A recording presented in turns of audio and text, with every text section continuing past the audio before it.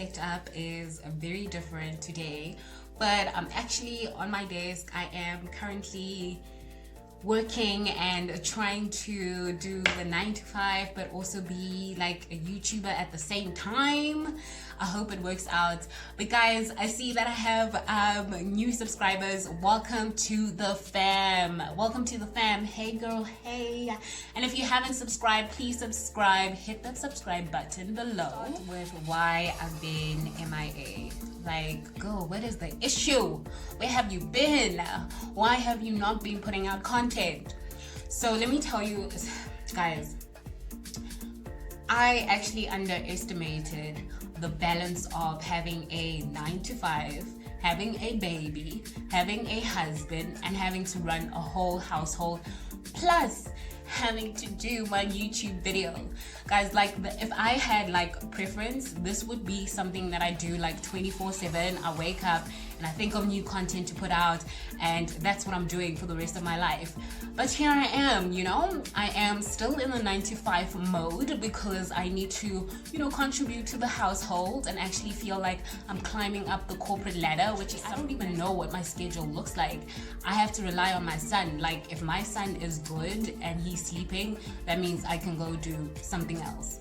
And it's just unpredictable because he's also going through a growth spurt. He's going through his 6-month growth spurt, so it's hectic. It's hectic. I haven't slept for a good 3 weeks.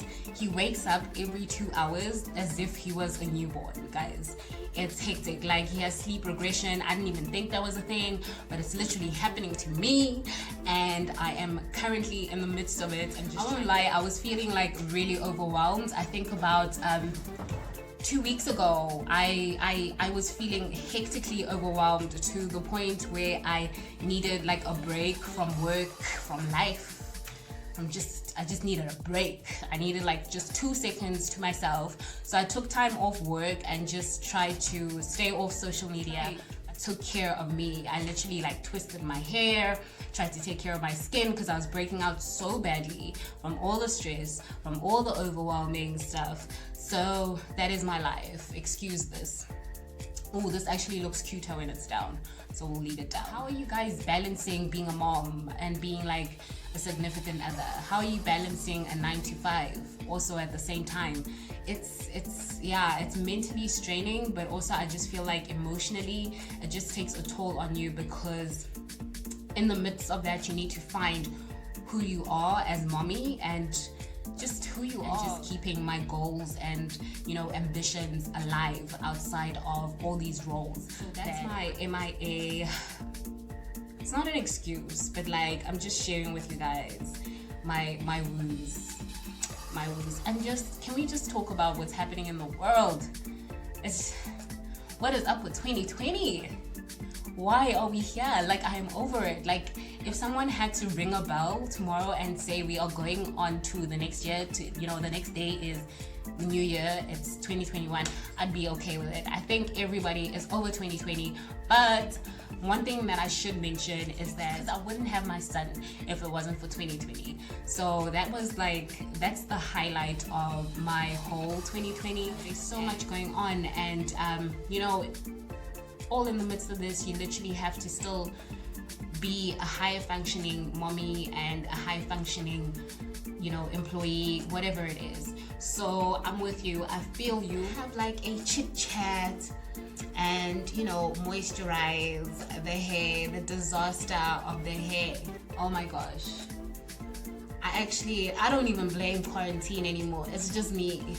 It's just who I am as a natural girl. I just feel like I could really just be taking care of my hair more than I am right now. I won't lie, my hair has really grown from the point where it started, because I used to be fully relaxed in 2018. I have been fully natural now for almost 2 years, so last year and this year. Protective hairstyle has always been a wig, and I don't regret it. Like, I feel like I wouldn't be at this stage without my wigs. My wigs have been wonderful to me, and yeah. So this is my go-to protective hairstyle when I am at home. Sometimes I do make them a bit cuter than what they are right now, but that depends if I want to, like, you know, tie them up, make them, you know, all nice.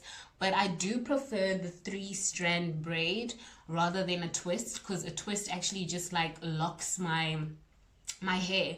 So a 3-strand braid makes it easier for me to detangle. I know you guys are gonna find it so weird, but I don't actually comb my hair.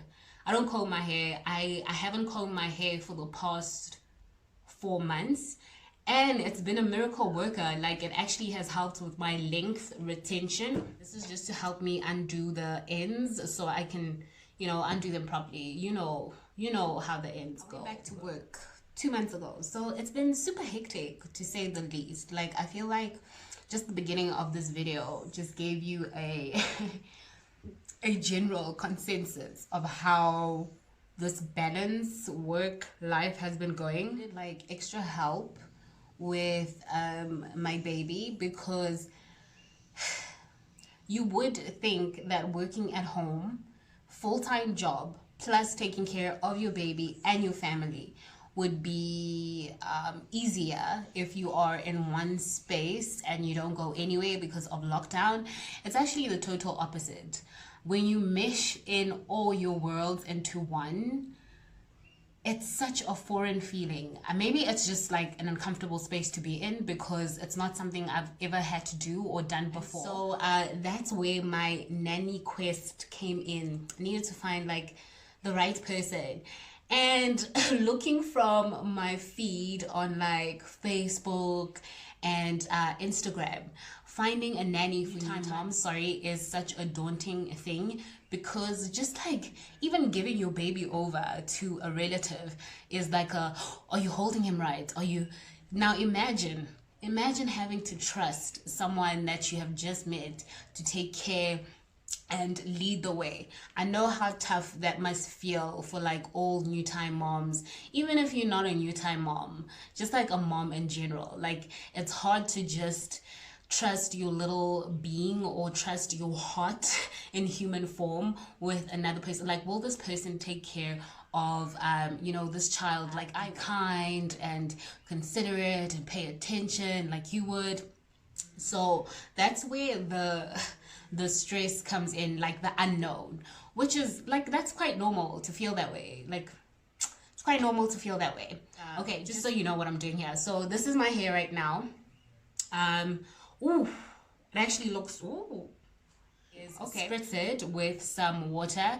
So this is water and MPL oil.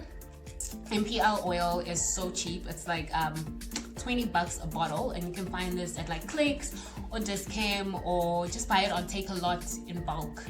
Makes sense if you buy it in bulk. So I am going to basically like spritz my hair.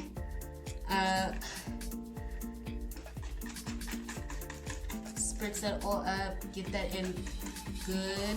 So you want your hair to be damp, not like super wet, just damp enough for you to be able to detangle your hair.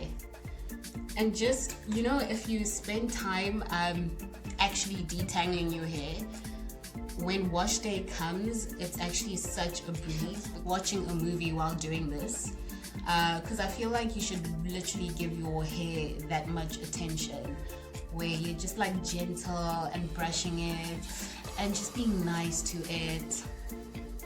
But like I said, I'm not that type of natural girl. I don't do that often, but that's something one should be doing.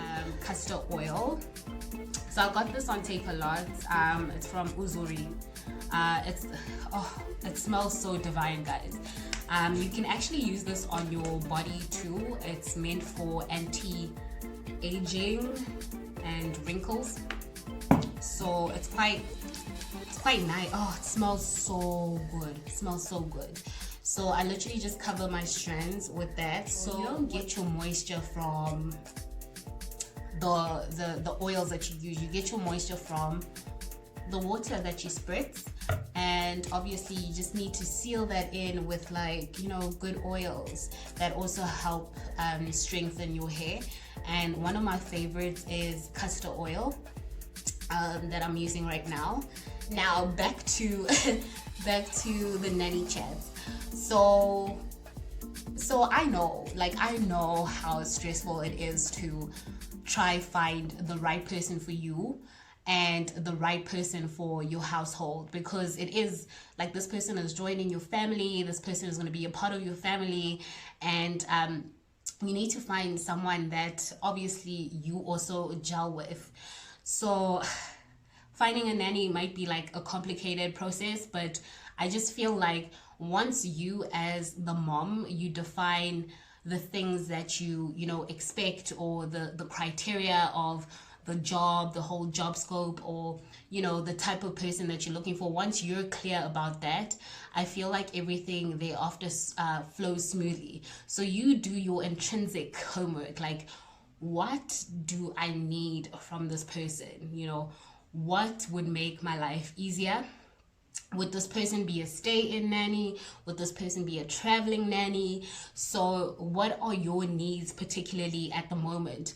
And then obviously you'll just, like, you know, adjust your search according to that. Tools that I've used to find a nanny is actually, I went on referrals. So there's people that I've actually had interviewed like last year that I really liked. So all the people that I really liked but actually had jobs before I could offer them a job, I asked them if they know anybody, you know, as awesome as them. Also, the second way that I sourced for a nanny was through Facebook. So you do have a lot of, like, I don't know if you guys have community groups, but where I live, there's a group for the community, and I just find that if you post there, you know, what you need, or you know, you're looking for a nanny or whatever, that have someone that is looking for a job right now, or someone that they personally know. So that was my whole thing. Like, I wanted someone that someone else personally knows, and you know,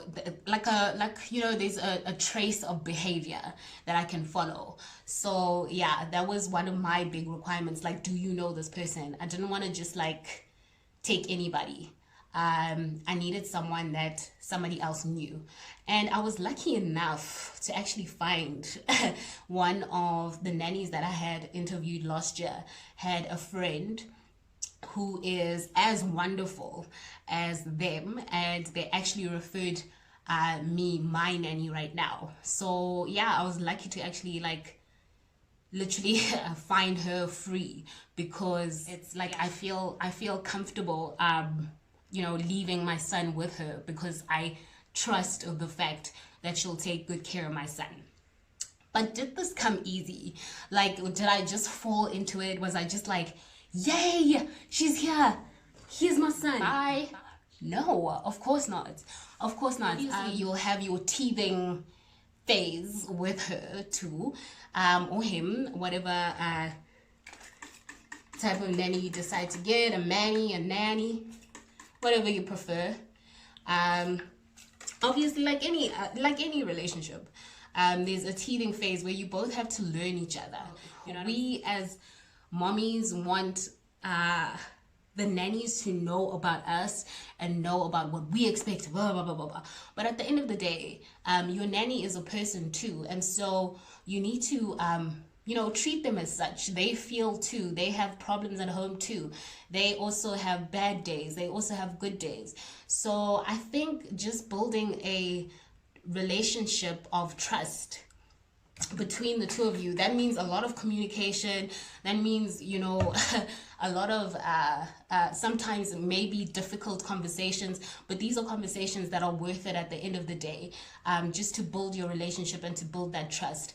So I would say, like, once you have the person that you're looking for, once you have build that trust, build that communication channel, so that they too know that they are cared for, that you care for them as a human being and not just as a person working for you, because that doesn't work. Not even in corporate does that work.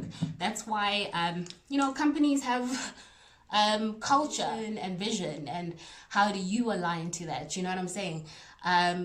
just to show that you're also invested in them. They too also need to trust you. So I'm literally just repeating what I did to the first braid out. Sorry, now I'm going back to hair. To the first braid out. The reason why I'm putting in more oil with this braid out is because it's a bit thicker than the one I just did.